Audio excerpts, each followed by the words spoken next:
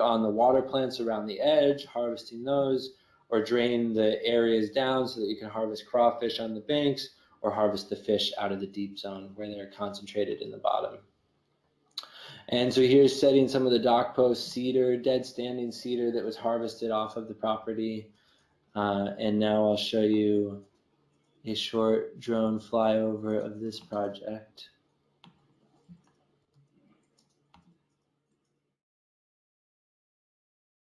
Here you can see they already had one pond that actually has a leaky dam. Many times when people build ponds, they don't do that key right, tied into the natural layer, and that's how you get a leaky dam that, for one, won't hold water level like it should, but also is at risk of causing issues downstream. So here we're able to do a nice water feature down below that holds a lot more volume. It's going to be better from an aquaculture perspective because it's got more of that deep, cold, oxygen-rich water. It's got a nice dock. It's got nice stone stairs to get in and out of the water. But then it also will enable us to work on that other pond down the road because they use that for irrigation of their garden. So now they'll have the other one in place. But so I'm really looking to take this work all over the world because the more I travel, the more places I see that desperately need help and that desperately need these type of land use practices. And the reality of it is that there's a lot of places that are needier and therefore they're more motivated to change.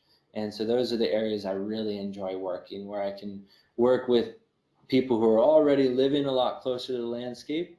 They're motivated to do things a little bit differently if it improves their quality of life. And because they're already really connected with nature, most times I find that this stuff is really quite obvious to them in a way. They don't know necessarily the techniques and the strategies, but understanding the approach is something inherent because of how close they live to the landscape. So over the last 5 months, I've been working internationally for a lot of years now. I've worked on all of the continents except for Antarctica and Asia, where I'll work this summer.